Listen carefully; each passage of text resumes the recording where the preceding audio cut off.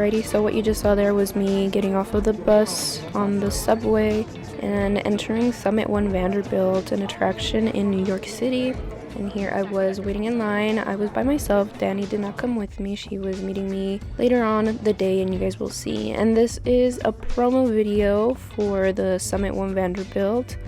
You enter this little room right before you go inside the attraction, and they just show you, I guess, how corporate America is so wonderful and great. And this is what the building looks like from the outside in the daytime, and then in the nighttime. Very spectacular. And there are a bunch of people right there in what appears to be an episode of Black Mirror. Very fun. And then Spider-Man right there, back kicks.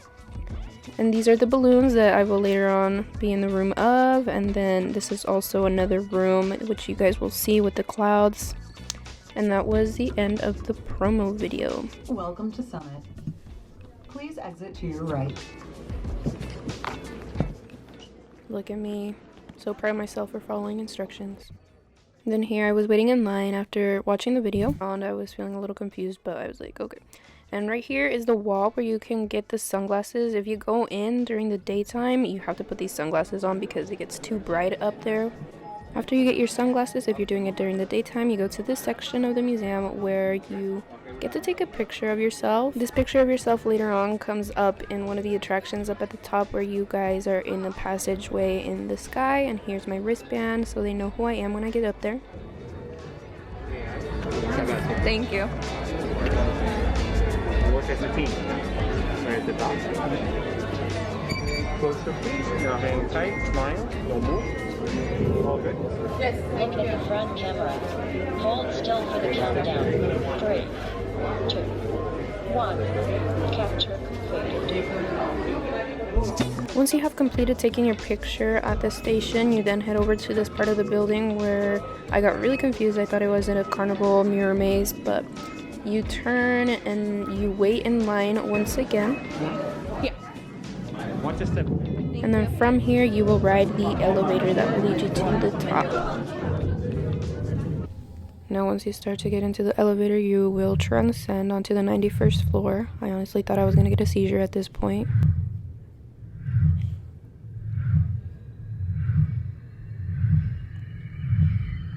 I was hoping they all knew that we were time traveling, or maybe even having our Charlie in the Chocolate Factory moment. Deep down, I felt like that little girl in the corner in the pink because it was kind of loud up there, I'm not even gonna lie. It felt like a rave. And then we arrived to the 91st floor. Modernity.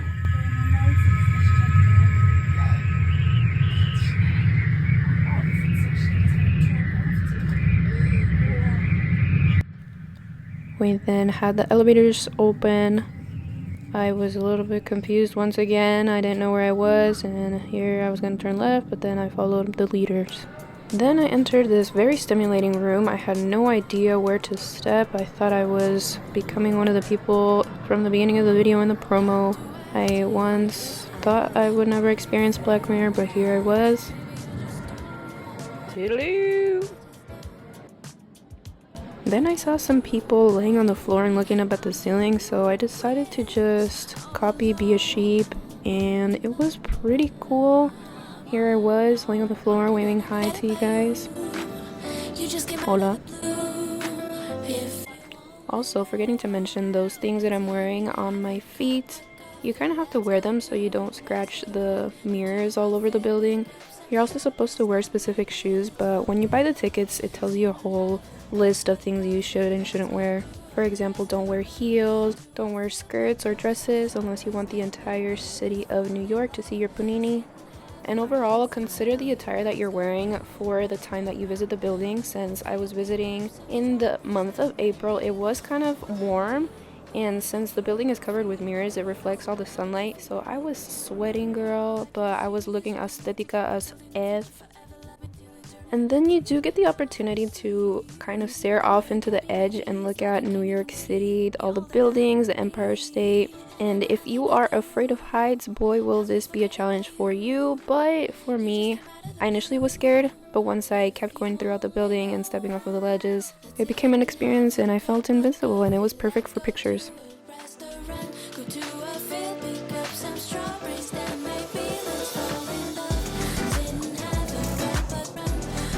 Now this was another section of the building where it was kind of an art exhibit, and I thought it was pretty cool because it matched the balloon theme of one of the exhibits that's coming up.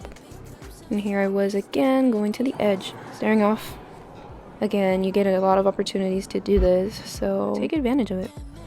Now here is the part of the building that most people are waiting for. It's called the Affinity Air Room. This is where all the balloons are set up so you can take cute pictures and I guess just have fun with anyone experiencing this moment with you guys. Now when I went, it was actually pretty packed compared to other times or seasons, as Danny had told me, because when she went, she told me that there wasn't a lot of people, but she did go in January when that crazy snowstorm occurred. It was freezing, so not a lot of people were there. Now this is the room that I was mentioning to you guys at the beginning, where you take a picture and your face then appears in the clouds here. You scan your wristband at the beginning and there's somebody there waiting for you. Your photo that you took at the beginning will show up in one of the clouds. I didn't get to see mine, but I still thought it was a pretty neat idea, and I did get to see other people see their faces, so that was kind of fun.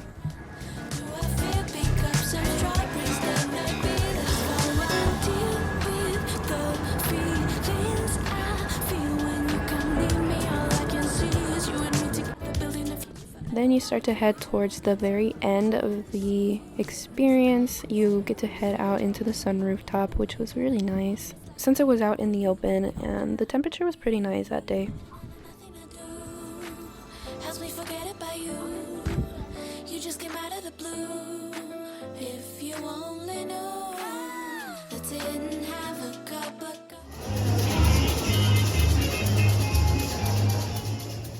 Then right after, I had to run into the subway and head to my next destination where I was meeting Danny. And here we are at the Color Factory. Tickets for the Color Factory were around $40 each. Danny and I decided to go to this interactive museum last minute just to have something to do. And then here you can see that there are snacks that are provided throughout the museum. I did too. During this part of the museum, you enter a silent disco. You put your headphones on and then you enter a room that's full of cool lights, interesting decor, and you just share music with other people and dance. And then you can get some pictures out of it, which is something that you get to do throughout the entire museum, which is kind of the attraction of the museum itself. And you get to keep the pictures that you end up taking at the end, since you get this little QR code at the beginning, and then at the end you put your email address, and then you end up receiving your pictures about 2 hours after your museum experience is over. Okay. In this part of the museum, you get to enter this ball pit, which smells quite peculiar, but are able to get cool videos out of. It does. Oh, that sounds really nice. I've never been on a ball before. Me neither. Oh, really? Yeah. Danny and I decided to ignore all the viruses that were probably in there and dove in. And then if you can see at the very top there, that's the super fancy camera that takes all of your pictures, and they have a bunch of these throughout the museum.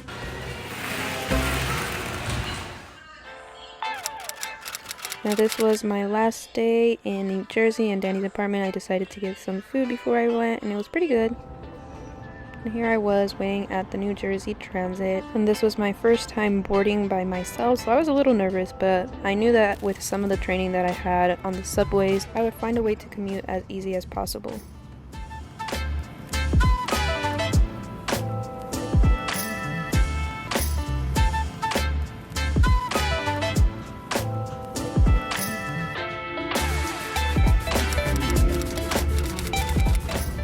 Here I was riding the first train to get to my next destination.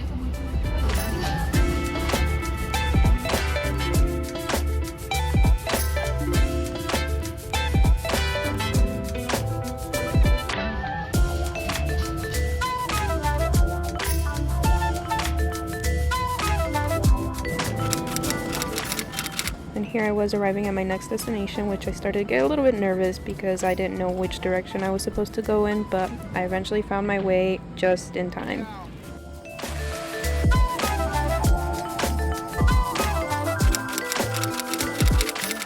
My final destination was arriving at the airport through the light rail and going through some lines. And then I successfully made it all the way to my plane. It was a very sad realization that I was going to go back home, but it was what it was, and I was ready to go back home and sleep.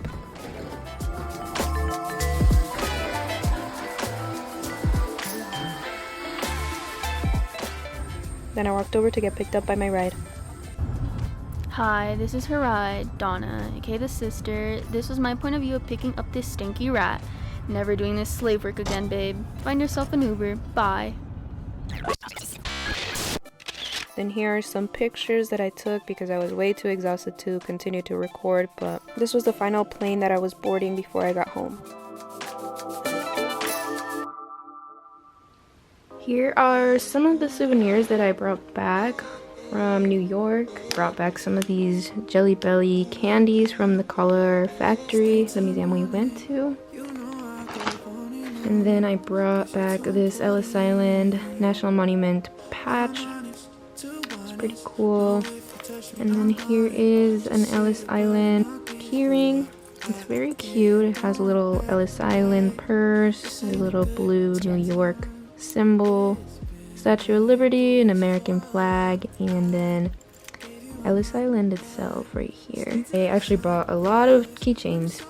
They were super cute. Then I brought back this little keychain. It has New York with the heart on it, Empire State Building, the Statue of Liberty, the little head, and we have the Times Square street sign, and then New York.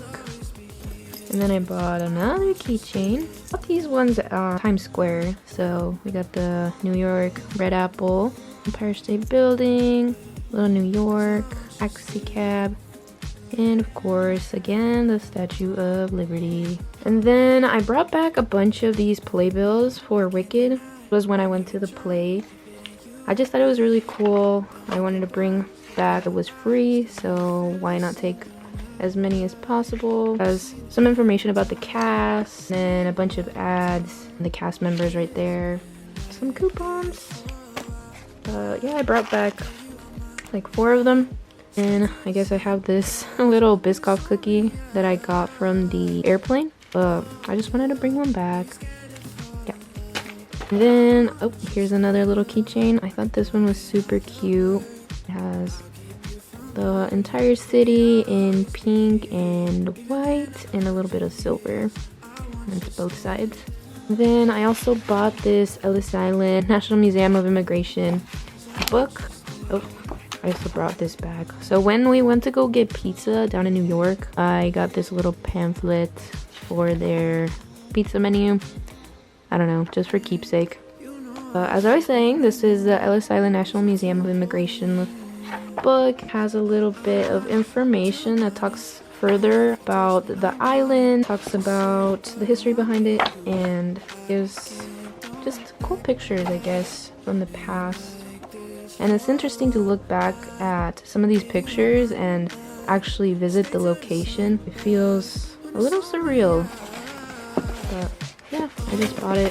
Thought it would be interesting to read a little bit more about it since I went in kind of blind to Ellis Island. It'd be really interesting getting to read about it. And that was pretty much it for the souvenirs I brought back. I also have, you know, like my boarding pass and then the little baggies. Some of the souvenirs came in pretty cute. Very aesthetic. I have a bunch of like tickets that I use for the train station. But yeah, that was basically it. So that was that. Overall, my New York trip was one of the most eye-opening experiences I have done in my life.